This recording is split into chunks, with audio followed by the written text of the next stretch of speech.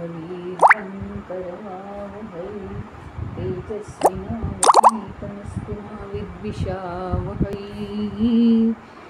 ॐ शान्ति शान्ति शान्तिः। अखण्डमण्डलाकारं व्याप्तं येन चराचरं तत्पदं दर्शितं येन तस्मै श्री गुरवे नमः। अज्ञानतिमिरान्धस्य ज्ञानाञ्जनशलाकया चक्षुरुन्मीलितं येन तस्मै श्री गुरवे नमः। गुरुर्ब्रह्मा गुरुर्विष्णु गुरुर्देवो महेश्वरः गुरुरेव परं ब्रह्म तस्मै श्री गुरवे नमः।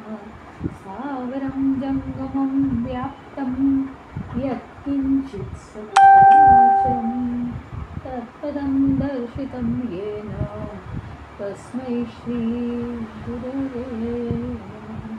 चिन्मयं व्यापि यत्सर्वं त्रैलोक्यं सचराचरं तत्पदं दर्शितं येन तस्मै श्री गुरवे नमः। त्वमेव माता च पिता त्वमेव बन्धुश्च सखा त्वमेव विद्या द्रविणं त्वमेव सर्वं मम देव त्वमेव सर्वं मम देव।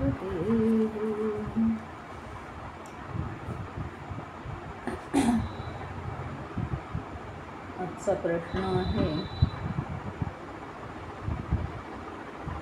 कहा मोदते?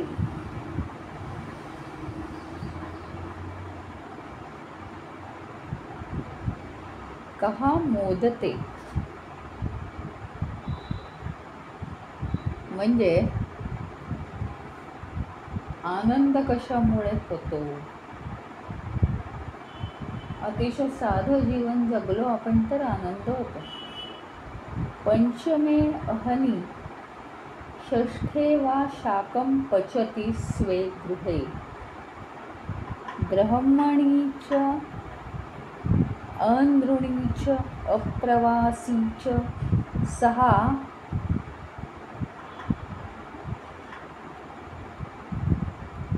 वारिचरः मोदते. आता याचा अर्थ काय?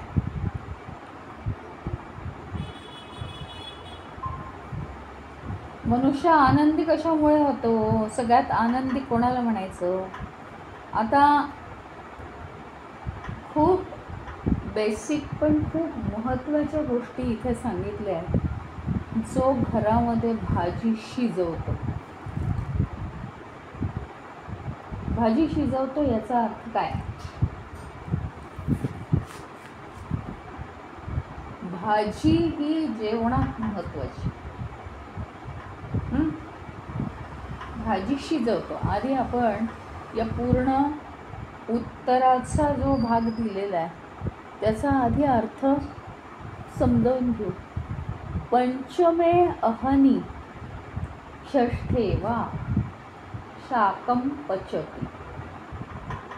दररोज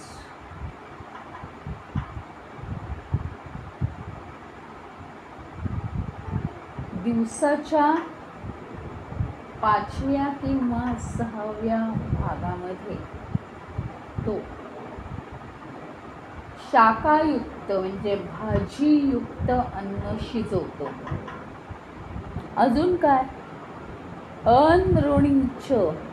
अनऋणी कोणाचंही ऋणी नाही. याचा अर्थ काय माहिती का? कोणाचंही कर्ज म्हणजे काय खूप लाखोवारी कर्ज घेतलं पाहिजे असं काही नाही. कोणाकडूनही त्यांनी जास्त उपकार करून घेतलेले नाही. आपण म्हणतो ना, तेव्हा मात्र तुम्ही मला खूप मदत केली का माझ्या अडचणीत, मी तुमची ऋणी आहे असं आपण म्हणतो. तसं जो स्वतंत्रपणे जीवन जगला, लोकांकडून त्यांनी जास्त उपकार करून घेतलेला नाही, जो अन्न घरामध्ये शिजवतो आणि अप्रवासीच. अप्रवासी म्हणजे काय?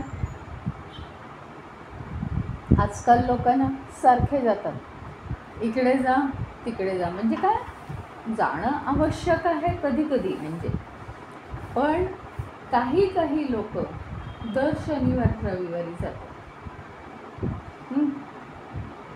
तर सारखा जो म्हणजे ज्याला घराची, इथं विशेषतः काय सांगितलं आहे, ज्याला घराची ओढ न लागता सारखं त्याला बाहेर बाहेर बाहेर जायचं असतं. घर, आपलं कुटुंब, आपलं निवासस्थान, आपल्या वस्तू, असं म्हणणं नाही आहे की काय कायमचं सारखं चिकटून राहा त्याला, थोडं पाहिजे बाहेर जायला, पण या वस्तूंचं, आपल्या घराचं आपल्याला नेहमीच आकर्षण पाहिजे.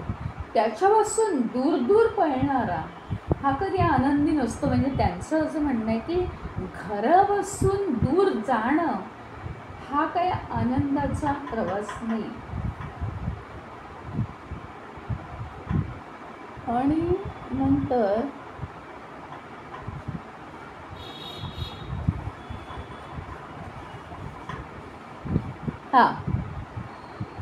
तर आता ह्याच्यामध्ये प्रत्येक गोष्टीचं कसं स्पष्टीकरण आहे बघा, की कर्जमुक्त ह्याचा अर्थ काय. कुणाकडूनही त्यांनी फार उपकार करून घेतलेले नाहीत, याचाच अर्थ तो काय आहे, कर्जमुक्त आहे. उपकार करून घेतलेले नाहीत म्हणजे काय, की फार दुसऱ्याकडून सेवा त्यांनी करून घेतलेली नाही. लोकांकडून त्यांनी जास्त सेवा करून घेतलेली नाही. दुसरं म्हणजे जो स्वतःच्या घरात राहतो, याचा अर्थ अजून वेगळा आहे. स्वतःच्या घरात राहतो ह्याचा अर्थ सुख मिळवण्यासाठी गावोगावी फिरत नाही. दुसरं म्हणजे माझ्या घरात माझ्या सुखसोयी आहेत, माझ्या घरात मला हवं ते मी निर्माण करू शकतो. ही एक जी कल्पना आहे, ही एक जी भावना आहे, माझ्या घरात मी पूर्ण समाधानी आहे, आत्मनिर्भर आहे. कुठलीही गोष्ट मागण्यासाठी कोणाकडे जायची गरज नाही, किंवा आनंद मिळवण्यासाठी घर सोडून घरापासून दूर फिरायची गरज नाही. याला म्हणायचं आत्मनिर्भर. आणि तिसरी गोष्ट अशी आहे की स्वतःच्या घरी शिजवलेलं अन्न खातो. म्हणजे उठ की सूट, याला ऑर्डर दे त्याला ऑर्डर दे, हॉटेलात जा अमकं कर, हे ऑनलाईन मिळतं हे मागव वगैरे, असं जो करत नाही, स्वतः कष्ट करून तो जेवण, स्वतःच्या हाताने बनवलेलं जेवण तो जेवतो.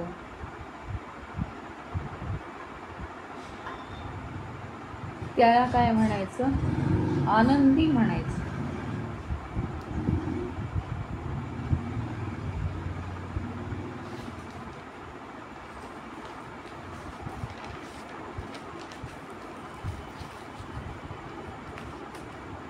आता याच्यातनं अजून एक स्पष्टीकरण आहे की भाजी असं का म्हटलंय, स्वतःच्या घरात भाजी शिजवतो असं का म्हटलेलं आहे त्यांनी. कारण एवढंच आहे त्यातलं महत्त्वाचं कारण, की भाजी ही काय आहे, व्हिटॅमिन युक्त आहे ना. त्यात महत्त्वाचा एक भाग असा आहे की स्वतःच्या घरात अन्न शिजवलेलं पाहिजे, स्वतःच्या हाताने. इकडं ऑर्डर दे तिकडं हॉटेलात जा असं नाही. म्हणजे ह्याचा अर्थ काय, दुसऱ्यांनी संस्कारित केलेलं अन्न जो खात नाही, स्वतःच्या सुसंस्कारांनी तयार केलेलं अन्न जो खातो तो खरा आनंदी आहे. हां, आणि दुसरा त्याच्यात अर्थ की भाजी, याचा अर्थ रोजच्या जेवणामध्ये भाजी हा आवश्यक पदार्थ असला पाहिजे. भाजी आहे म्हणून पोळी आहे, भाकरी आहे, भात आहे, हां, हे आपल्या मनावर आहे. कारण भाजीसाठी तर पोळी किंवा भाकरी काहीतरी तर एक लागणारच आहे, जे काय लागणार आहे ते. म्हणजे भाजी ही विटॅमिनच्या दृष्टीने महत्त्वाची. आणि आणखीन एक तिसरी गोष्ट सुचवलेली आहे की भाजी याचा अर्थ शाकाहारी सौम्य जेवण जो जेवतो. अशा अनेक गोष्टी त्यांना जो स्वतःच्या घरात शाकभाजी शिजवतो यातनं सांगायच्या आहेत त्यांनी. आता पुढचा एक प्रश्न, किम आश्चर्यम, हा मात्र अत्यंत महत्त्वाचा प्रश्न आहे. किम आश्चर्यम, केवढं मोठं हे आश्चर्य आहे. खरोखर केवढं आश्चर्य, याचंच मुळी आश्चर्य वाटतं. काय आश्चर्य? अहनी अहनी भूतानि गच्छन्ति. अहनी अहनी म्हणजे दिवसानुदिवस, एकामागोमाग दिवसानुदिवस काय होतं? भूतानि गच्छन्ति, सर्व भूत मात्र जातात. कुठे जातात? इह यमालयम, इह यम आलयम, या यमसदनाला दिवसानुदिवस रोज असंख्य प्राणी, असंख्य मानव या यमसदनाला जातात. शेषः स्थावरम इच्छन्ति, आणि उरलेले जे काय आहेत, उरलेले जे आहेत ते इथे राहण्याची इच्छा करतात. किम आश्चर्यम अतः परम, त्यांना काय वाटतं की आपण स्वतः मात्र मृत्यूपासून मुक्त आहोत. यापेक्षा जगात मोठं आश्चर्य काय असू शकतं? म्हणजे आपल्या आजूबाजूची अनेक माणसं रोज यमसदनी गेलेली बघतो आपण, तरीसुद्धा इथे राहणारे मात्र काय इच्छा करतात की आपण जन्मभर, आपण कायम आहोतच इथे. पण हे केवढं आश्चर्य आहे, ते बघतात इतरांना जाताना आणि तरीसुद्धा त्यांचा असा ठाम विश्वास आहे, मी स्वतः मात्र मृत्यूपासून मुक्त आहे. आणि ते जोरात जीवन जगतात. यात विरोध काही नाही, पण हे एक फार मोठं आश्चर्य आहे. आता बघा, प्रत्येक जो मानव आहे,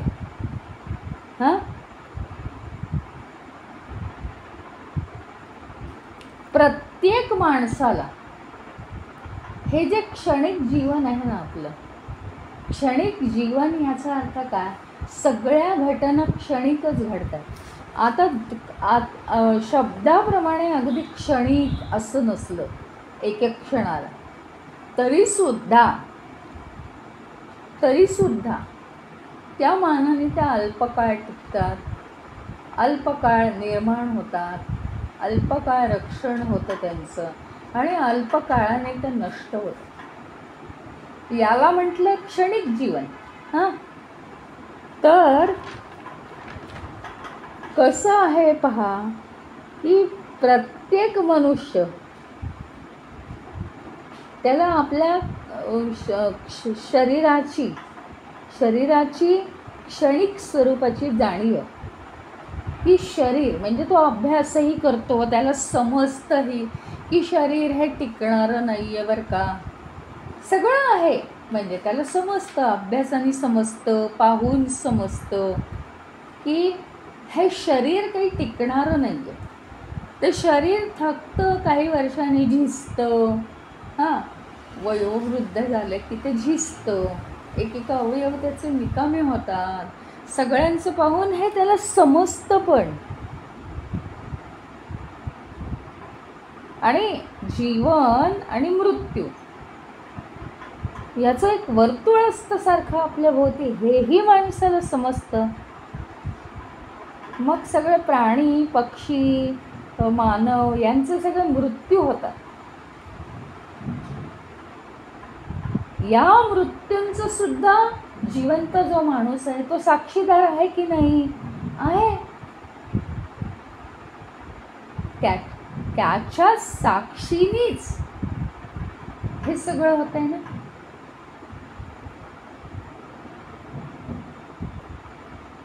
तो मृत्यू बघतो आहे की नाही? बघतोय, इतरांचे मृत्यू तो पाहतोय. पण तरी सुद्धा प्रत्येक मनुष्य आपल्या मृत्यूचा क्षण येईपर्यंत आपण मृत्यूपासून मुक्त आहोत असं ठाम ठरवतो. हे सगळ्यात मोठं आश्चर्य आहे जगातलं. सगळं दिसतंय, सगळं कळतंय, पण मनुष्याचं वागणं असं आहे मात्र की अजिबात आपल्या स्वतःला काहीही होणार नाही. कदाचित या केवळ एका भावनेनी मानव ताठ उभा आहे या जीवनामध्ये आणि आशावादी आहे तो. आणि केवळ या एका भावनेने तो पुढे पुढे या जीवनामध्ये तो प्रगती करू शकतो त्याची, बाकी काही नाही आहे. पण तरीसुद्धा हे फार मोठं आश्चर्य. अगदी म्हणजे तुम्ही म्हणाल की हा चल बाबा अमेरिकेतला एखादा नातलग तो गेला आपला, किंवा एखादा दुसऱ्या गावचा लांबचा दूरचा बेंगलोरमधला तो गेला आपला नातलग, अगदी पुण्यातला हां चला तो गेला नातलग. हां असं करता करता आपल्या ओळखीचा कोणीतरी प्राधिकरणातला गेला. हां तेवढ्यापुरतं सगळं वाईट वाटतं वगैरे सगळं ठीक आहे, पण माणसाला हे कधीच वाटत नाही. खरं म्हणजे हे जाणीव करून देण्यासाठी परमेश्वर हे सगळं करतो. प्राधिकरणातला गेला वाईट वाटतं, जवळचा इतकं रोज आपण बघतो या व्यक्तीला आणि हा कसा गेला वाईट वाटतं. त्याच्यानंतर घरातलं कुटुंबातलं कोणीतरी गेलं अतिशयच वाईट वाटतं, हादरा बसतो. पण तरीही गंमत ही आहे, हे सगळ्याचं साक्षीदार माणूस आहे, तो रोज बघतोय बरं का. म्हणजे त्याचं तोंडपाठ झालेलं आहे की मृत्यू अटळ आहे. काही काही वेळेस तर तो म्हणतो लोकांना जाऊन की मृत्यू अटळ आहे. पण स्वतःविषयी जी त्याची भावना आहे, तो 4-1 दिवसात पुन्हा जोमाने जीवन का जगू शकतो? कारण पूर्णपणे त्याच्या मनात अशी प्रिन्स आहे की आपल्याला मृत्यूपासून मुक्ती आहे आणि आपण सणकून जगणार आहोत. ह्याच्यामुळे काय होतं आहे म्हणजे हा विषय काय फार गंभीर आहे आणि प्रत्येकाच्या मनाला लागावा अशी काही इच्छा नाही. फक्त ते काय त्यातलं सत्य आहे ते आपण आज समजावून घेतो आहोत. आणि ते सुद्धा काय आपल्या जाता जाता हा विषय या ह्याच्यामध्ये आहे आलेला आहे म्हणून फक्त हा समजावून घेतो. मग आता काय होतं माहिती का की हे जे मानवाचा स्वभाव आहे ना, क्षणिक जीवन जगण्याचा स्वभाव हा कधीच लोप पावत नाही. एका अर्थी तो चांगला आहे की तो आशावादी राहतो, तो जोमाने जीवन जगू शकतो. आजूबाजूचा परिणाम व्हावा असं नाही माझं म्हणणं की आजूबाजूचा त्याच्यावर वाईट परिणाम व्हावा असं नाही म्हणणं. पण कसा परिणाम की डोळे उघडावेत माणसाचे, कारण त्याच्या मागे आहेत ना अनेक कल्पना आहेत आपल्या. हे पहा, मृत्यू हे म्हणजे ही जी एक कल्पना आहे त्याच्यामुळे आपण अनेक बाबतीत जागे होतो, अनेक गोष्टींमध्ये जागे होतो. आपल्याला समजतं मान अपमान ही गोष्ट नाही आहे जगात. काय आपल्याला सगळ्यांना शेवटी एके दिवशी तिथेच पोहोचायचं आहे. दुसरं म्हणजे मोह राहत नाही. आपण हे काय किती दिवस वापरणार आहोत, उद्या हातपाय नाही चालले. हां, तर ह्या दृष्टीने जीवनाच्या गरजा कमी होत होत हळूहळू ईश्वराकडे आपली वाटचाल व्हावी, या दृष्टीने हे कारण आध्यात्मिक पुस्तक आहे, या दृष्टीने ह्याच्यामध्ये हा प्रश्न आहे. आणि अनेक महत्त्वाच्या गोष्टी आपण त्यामध्ये जागृत होतो. तर हा जो क्षणिक जीवन जगण्याचा स्वभाव आहे हा कधीच नष्ट होत नाही. जोपर्यंत माणसाच्या समोर मृत्यू येत नाही तोपर्यंत या परिस्थितीशी मानव जुळवून घ्यायला तयार नसतो. म्हणजे कितीही अगदी कुटुंबातले मृत्यू पाहिले तरी सुद्धा स्वतःच्या बाबतीत तो नाही जुळवून घेत. येईल तेव्हा बघू म्हणतो. आणि प्रत्येक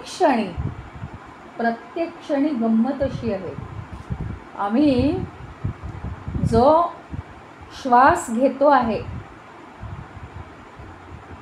तो श्वास एक श्वास घेऊन संपला की हळूहळू पृथ्वीवरचा हा जो अति अल्प छोटासा प्रवास हा संपवण्यासाठी जणू काही आम्ही पुढे पुढे जातो आहोत. प्रत्येक श्वासाबरोबर मृत्यूची घंटा आपल्या जवळजवळ येते.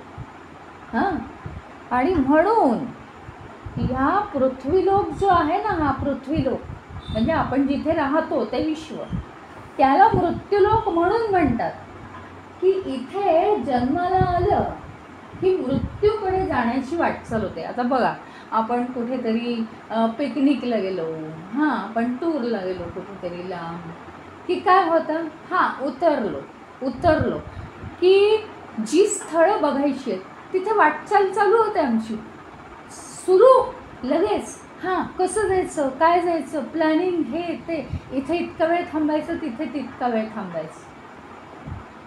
तसं आम्ही पृथ्वीवर जन्म घेतल्यानंतर आमची वाटचाल ॲक्च्युअल कुठे आहे पण आम्हाला माहीत नाही आहे. ती मृत्यूच्या दिशेनेच वाटचाल आहे. म्हणजे काय, जन्म हाच मुळी, निर्मिती हीच मुळी नाशाच्या दिशेने जात असते. आणि म्हणून ज्याला निर्मितीही नाही आणि ज्याला नाशही नाही असं सत्य, त्याचं आपण शोध घेतला पाहिजे असं त्यांचं म्हणणं. निर्मितीकडे तुम्ही जाल तर त्याला नाश आहे, म्हणजे निर्मितीचा आनंद येईल आणि नाशाचं दुःख सहन करावं लागेल. त्याच्यामुळे जन्म झाला म्हटल्यानंतर मानवाने सुखात राहावं म्हणून त्याला मृत्यूची आठवण नसते, मृत्यूचं स्मरण नसतं. पण पुढे पुढे जसा तो जाणकार होईल तसे त्याच्यासमोर जो मृत्यू होतात त्याच्यावरून त्यांनी स्वतःनी लेसन घेतला पाहिजे असं त्यांचं म्हणणं आहे. त्याचं कारण आहे बघा, की मृत्यू हा अटळ आहे. हां, म्हणजे मृत्यू हा कसा आहे, अपरिहार्य, त्याच्याशिवाय काही नाहीच आहे आपल्याला. त्याचा जर स्वीकार केला तर काय होतं माहिती का, सगळ्यात महत्त्वाचं की हे जे जग आहे त्यातल्या सगळ्या वस्तू, जगातले संबंध किती उछलकूत करतो आपण, किती म्हणजे हे असं झालं पाहिजे, ते तसं झालं पाहिजे. या जगामध्ये आपल्याला ज्या उपलब्धी होतात, निर्मिती होते, हां, या सगळ्या दृष्टिकोनातून आपल्याला काय होतं की योग्यतेने याच्याकडे पाहायची आपल्याला दृष्टी येते. आणि जो स्वतःला मुक्त समजतो ना मृत्यूपासून, तो कायम स्वतःला मोठं नाव पाहिजे, कीर्ती पाहिजे, मोह पाहिजे, मग काहीतरी मिळवायचं आहे मला, आणि मग काहीतरी गोळा करायचं आहे, महानता, हे सगळ्याचा तो भुकेला असतो. कारण त्याला वाटतं काय, आपण इथे कायमचे राहायला आलेलो आहोत, कायमचे आपण राहायला आलेलो आहोत असं त्याला वाटतं. मग सांसारिक इच्छा पूर्ण करण्यासाठी आपल्या जसं लक्षात येईल की या देहाला मृत्यू आहेच, तर आपण सगळ्या सांसारिक इच्छा पूर्ण करायला थोडी कमी वेळ, कमी शक्ती खर्च करायला पाहिजे आणि उरलेली सगळी शक्ती साधना करण्यासाठी वापरली पाहिजे. ईश्वरात जवळ जायचे मार्ग शोधले पाहिजेत. खरं तर कायमचं कोणीच जगत नाही हे जाणून सुद्धा मी कोणीतरी अमर आहे ही जी मायावी भावना आहे, याने सगळे मनुष्य मोहित होतात.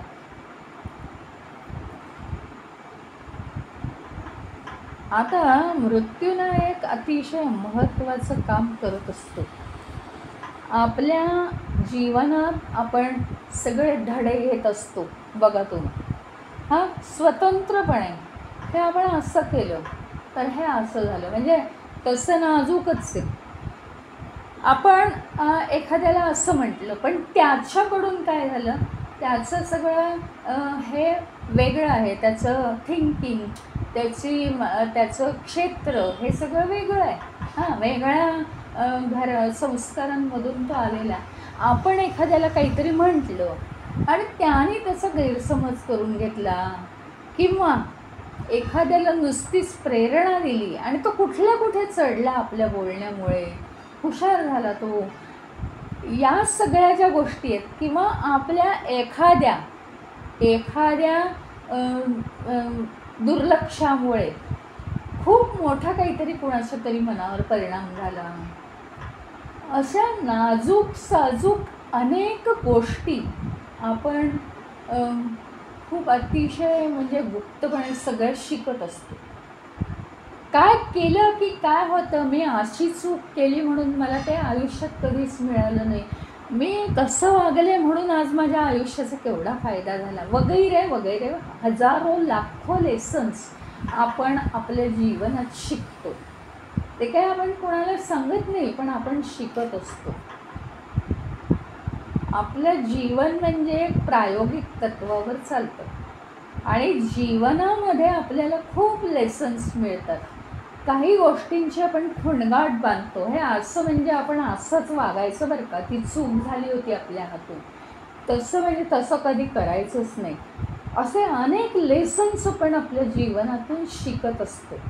हां, लहान मोठे लेसन्स, असे अनेक लेसन्स तर जाऊ दे, असे महत्त्वाचे लेसन्स शिकवणारा सगळ्यात महान गुरु म्हणजे मृत्यू आहे. इतकं मोठं स्थान त्याला दिलेलं. का? केवळ जर माणसाला सतत मनामध्ये, हे बघा, मृत्यू ही कल्पना ही माणसाला खचवून टाकण्यासाठी इथे नाही आहे, त्याचा योग्य तो वापर झाला पाहिजे. एक छोटीशी गोष्ट लक्षात घ्या, मुलांनी अभ्यास केला नाही, हां, मुलांना 2 मार्क मिळाले, 40 पैकी 2, ही एक घटना आहे. मग घरातले सगळे बोलतात, ही पण एक घटना. आता ते काय 10वी नाही आहे, ती काय वार्षिक परीक्षा नाही आहे 40 मार्काची म्हणजे. तर आता 40 पैकी 2 मार्क मिळाले कारण अभ्यास केला नाही. अभ्यास न करणं ही जी कृती आहे त्याचा त्या मुलांच्या दृष्टीने मोठा परिणाम झाला. घरातले सगळेजण सारखे बोलतात, एवढेच आहे. म्हणजे काय झालं, एखादी आपण चूक केली किंवा खोडी काढली तर त्याचा परिणाम काय होतो हे आपल्याला समजण्यासाठी ती घटना आहे. बाकी फार मोठं काहीच झालं नाही. 40 पैकी 2 मार्क हे कुठे प्रगती पुस्तकात लिहून येत नाहीत. आले तरी ती प्रगती पुस्तकं नोकरी धंद्याला मनुष्य लागल्यानंतर ती कोणी पाहतही नाही. 8वीचं प्रगती पुस्तक काय आहे, 5वीचं प्रगती पुस्तक काय आहे, कोणी पाहत नाही. हां, डायरेक्ट 10वी 12वी डायरेक्ट डिग्रीच्या मार्कांवर ते जातात, संपलं. आणि त्याच्याहीपेक्षा आजकाल महत्त्व आहे प्रॅक्टिकलला. म्हणजे हे काय झालं तर हा लेसन फक्त स्वतःसाठी आहे. मुलांनी नाराज होऊन शाळा सोडावी ह्याच्यासाठी हा लेसन आहे का? हा लेसन नाही. मुलांनी घरातनं पळून जावं ह्याच्यासाठी हा लेसन आहे का? नाही. तर मुलांनी आपण अभ्यास केला नाही म्हणून आपल्याला मार्क कमी पडले, म्हणून लोक बोलत आहेत, हे शिकण्यासाठी हा लेसन त्याला आहे. आणि शेवटी कर्म आहे तसं फळ मिळतंच आहे, तो तर आहेच प्रश्न. तसं अगदी त्याच दृष्टीने मृत्यू हा एक आपल्याला लेसन आहे. म्हणजे कसं की हां, आपल्याला काही म्हणजे हे आपण का घेतो आहे प्रत्येक गोष्ट. आता कसं असतं बघा तुम्ही, लहानपण नुसतंच हट्टामध्ये जातं की मला हे घ्यावंसं वाटतं ते घ्यावंसं वाटतं. तरुणपण अनावश्यक वस्तूसुद्धा घ्याव्याशा वाटतात. पण थोडंसं आपण मॅच्युअर झालो की आता तिथे गाडी थांबली पाहिजे ना. हां, म्हणून आपली गरज काय आणि लोभ काय आहे. म्हणजे अनावश्यक वस्तू आपण गोळा करतो आहे का? बरं, वस्तूच नाही हो, अनावश्यक विचार आपण गोळा करतो आहे का? अनावश्यक मोठेपणा आपल्याला हवा आहे का? अनावश्यक स्पर्धा आपण करतो आहे का? या सगळ्याकडे लक्ष देणारा आणि सगळ्या गोष्टींचं महत्त्व आपल्याला शिकवणारा हा मृत्यू आहे. म्हणजे मृत्यू हा रिझल्ट असा आहे की तो आता मार्क हे कमी मिळून आपण शहाणे झालो, तर मृत्यू येऊन शहाणे नाही होणार आहे आपण. तर आपल्याला मृत्यू आहे या कल्पनेनी आपण शहाणे होणार आहोत. पण ती भावना येतच नाही. लोकांना वाटतं काय, मृत्यू म्हणजे काय आपलं खच्चीकरण आहे. तसं नाही आहे ते. तो जर योग्य रीतीने घेतला तर आपल्याला हेच समजतं की मृत्यू ही कल्पना आपण एकदम मार्गावर येण्यासाठी, आपल्या रोजच्या जीवनातले सगळ्या ज्या हे आहेत, जास्तीच्या मागण्या वगैरे आहेत, त्या मागण्या कमी करण्यासाठी, जास्तीच्या गरजा कमी करण्यासाठी आणि शेवटी सांसारिक गोष्टींमधून बाहेर पडून ईश्वराकडे मन वळवलं तर ईश्वर ही गोष्ट अशी आहे की त्याला नाश नाही आहे. हां, कारण निर्मिती नाही तिथे नाश नाही. अशा गोष्टीकडे आपण शिफ्ट होणं ह्याची एक फार गरज आहे. आणि म्हणून मग ह्याच्यावरून आपण हे सुद्धा धडे घेऊ शकतो. हा विचाराकडे आपण वळलं पाहिजे ही इच्छा आहे. त्याच्यामुळे मृत्यू कोणाचा हे आपल्या मनात विचार चालू पाहिजे. तर मृत्यू देहाचा आहे. हा देह म्हणजे काय आहे तर माझं उपकरण आहे, साधन आहे ते. मग मी कोण आहे? पण मी म्हणजे परमात्मा आहे, मी देह नाही. देह हे माझं उपकरण आहे. मग मृत्यू कोणाला आहे? मृत्यू कोणाला असतो? उपकरण नाश पावतं. त्याच्यामुळे मृत्यू देहाला आहे म्हणजे मला नाही हे निश्चित झालं. परमात्मा मृत्यूला स्पर्शूच शकत नाही. एवढा मोठा लेसन आपण या मृत्यू या विषयातनं घेणार आहोत. आणि मग आनंद, उपभोग, आपल्या गरजा, मोह हे कोणाला हवं आहे? देहाला ना. जो देह आज आहे आणि उद्या नाही, त्या देहाचं हे मोह उपभोग ह्या किती गरजा भागवायच्या? ते भागवून काय उपयोग आहे? देह तर नष्ट होणार आहे, तसाही टिकणारच नाही आहे. असा आपण सारासार विचार करायला शिकतो. आता काय होणार आहे याच्यात? आता हे शेवटचे प्रश्न असल्यामुळे आपल्याला थोडा वेळ लागत जाणार आहे आणि अजून वेळ आहे. तर आपण आता उद्या घेण्यापेक्षा थोडंसं पुढच्या ह्याचा आपण विचार करून ठेवू. पुढच्या प्रश्नाचा अर्धा निम्मा तो प्रश्न सोडवूनही ठेवू आज. कारण आता हे प्रश्न थोडे मोठे आहेत आणि महत्त्वाचे आहेत शेवटचे प्रश्न. तर इथे काय आहे, हा पुढचा जो प्रश्न आहे तो म्हणतोय की कहा पंथः. पंथ म्हणजे मार्ग. कहा पंथः म्हणजे योग्य मार्ग कोणता. कहा पंथः म्हणजे योग्य मार्ग कोणता, कोणता मार्ग आचरला पाहिजे. तर्कः अप्रतिष्ठः. आता आहे युधिष्ठिराचं उत्तर आहे. तर्क हा अप्रतिष्ठः. आधी आपण ट्रान्सलेट करतो. तर्क कुतर्क करतो आपण, लॉजिक म्हणतो, तो अप्रतिष्ठित आहे. याचा अर्थ काय, फारसा उपयोग नाही आहे त्याचा. श्रुतयः विभिन्नाः. श्रुती स्मृती धर्मग्रंथ हे सगळ्या वेगवेगळ्या ग्रंथांनी थोडेसे वेगवेगळ्या पद्धतीने विषय मांडले. न एकः ऋषिः यस्या मतं प्रमाणम. कळलं. न एका ऋषिः म्हणजे अनेक, एक नाही ते अनेक, अनेक ऋषी आहेत. त्यांची मतं कशी काय प्रमाण मानायची, वेगवेगळ्या. आता व्यक्ती वेगवेगळ्या, त्यांना जरी अनुभव एक होत असला तरी तो अनुभव एकच आहे, पण अनुभवाविषयी अनुभवातनं बाहेर आल्यावर ती व्यक्ती जे बोलते ते त्याच्या संस्कारांप्रमाणे बोलते. त्यामुळे ऋषी पण अनेक आहेत आणि त्यांची मतं पण अनेक आहेत. म्हणजे मग शेवटी माणसाने कशावर विश्वास ठेवायचा. बघा, हे सगळं युधिष्ठिर मांडतोय. मग तो काय म्हणतो की धर्मस्य तत्वम निहितम गुहायाम.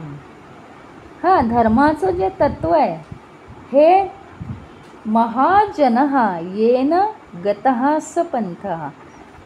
धर्मस्य तत्वम निहितम गुहायाम म्हणजे आपल्या जे हृदयाची गुहा आहे त्याच्यामध्ये धर्माचं तत्व हे लपलेलं आहे. महाजनः मोठे मोठे लोक, मोठे ऋषीमुनी, येन गतः ज्या मार्गाने गेलेले आहेत, सहा पंथः तो हा मार्ग आहे, असं युधिष्ठिराचं उत्तर आहे. तर आता बघा, हृदयाच्या गुहेमध्ये धर्माचं सार दडलेलं आहे आणि तोच योग्य मार्ग आहे. अनेक ऋषीमुनी या आणि केवळ याच मार्गाने गेलेले आहेत.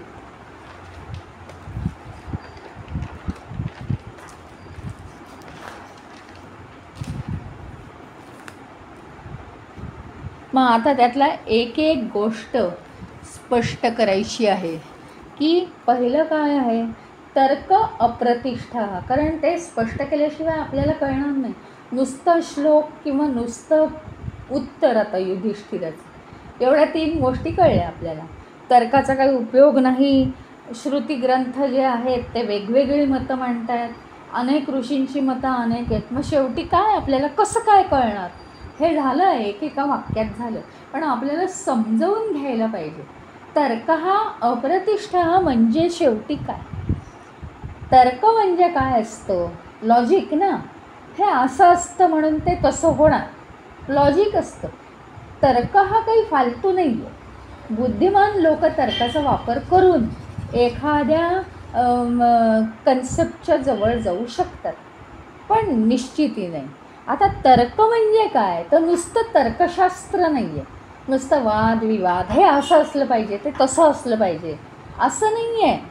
तर नुसतं युक्तिवाद नाही आहे, तर एखाद्याने पद्धतशीरपणे त्याच्या बुद्धिमत्तेनुसार मांडलेले विचार म्हणजे तर्क आहे. कोणत्याही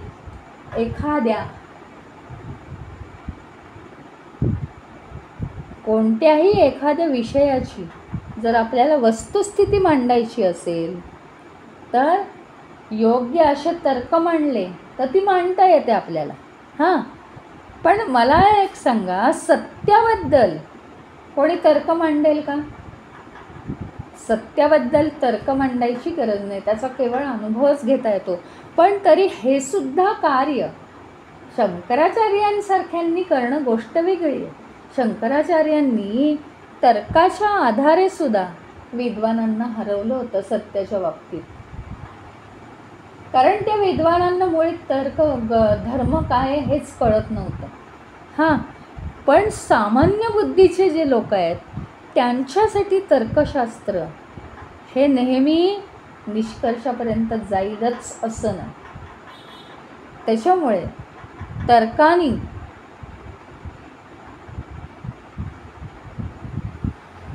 त्या सत्यापर्यंत पोहोचण्याची निश्चितता नाही आहे. म्हणजे तर्क हा निर्णय घेऊ शकत नाही. कधी कधी घेतो, कधी कधी नाही. बौद्धिक आकलनाच्या पलीकडे सत्य हा विषय, बुद्धीच्या पलीकडचा विषय तुम्हाला बुद्धीच्या तर्काने कसा काय मांडता येईल. आणि म्हणून तर्क हा अप्रतिष्ठा. हा दुसरा एक विषय आहे, तोही आज 2 मिनिटात आपण समजावून घेऊ आणि उरलेले 2-3 विषय याच प्रश्नाचे उद्या समजावून घेऊ. श्रुतयः विभिन्नः. सगळे धर्मग्रंथ वेगळे आहेत. काही वेद आहेत, काही पुराणं आहेत, काही ग्रंथ म्हणजे संतांनी लिहिलेले आहेत, तर काही उपनिषद आहेत. उपनिषद म्हटलं तर केवळ आणि केवळ सत्याचाच विचार करतात. पुराणं म्हटलं तर ती देवदेवतांच्या गोष्टी सांगून ते एक सत्याचं छोटंसं तर्क मांडतात शेवटी, की म्हणून त्याच्यामुळे सत्याकडे माणसाने जाऊ. आता वेद म्हटलं तर त्याच्यातली ही जी नैसर्गिक देवतांची स्तुती वगैरे, तिथून ते आपलं मन शांत करून पवित्र करून प्रार्थनांनी वगैरे तिथे त्या ईश्वरापर्यंत जाण्याचा प्रयत्न करतात. म्हणजे धर्मग्रंथ हे सुद्धा काय आहेत, विविध प्रकारांनी मांडलेले आहेत. आणि हे धर्मग्रंथ काय आहेत माहिती का, वेगवेगळ्या वेळी निर्माण केले गेले आहेत. बरं, ते का केले गेलेले आहेत, ते लोकांनी मुद्दाम निर्माण नाही केलेले. तर काय झालं आहे, ते साधनेत गेलेले असताना त्यांच्याकडून ते निर्माण केले गेलेले आहेत. बरं, ते ज्यांनी हे धर्मग्रंथ रचले आहेत त्यांनी त्या वेळेसच्या समाज रचनेनुसार त्या वेळेसच्या समाजासाठी ते धर्मग्रंथ रचलेले आहेत. त्याच्यामुळे केवळ श्रुतयः विभिन्नाः, केवळ श्रुतींवर धर्मग्रंथांवर अवलंबून राहता येत नाही सत्यप्राप्तीसाठी. सत्य ही गोष्ट खूप वेगळी आहे. हां, आणि आता उरलेले जे कन्सेप्ट आहेत ते आपण या श्लोकाचे उद्या मांडू, म्हणजे पुढचे श्लोक आपल्याला घेता येतील. कारण श्लोक तसा मोठा आहे म्हणून त्याचा आज आपण अर्धा भाग संपवला. आता आपण इथे थांबूया.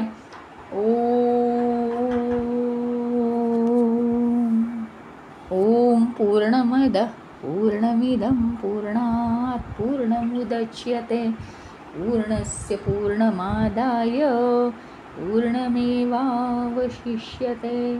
ओम शांति शांति शांति. हरि ओम. श्री गुरुभ्यो नमः. हरि ओम.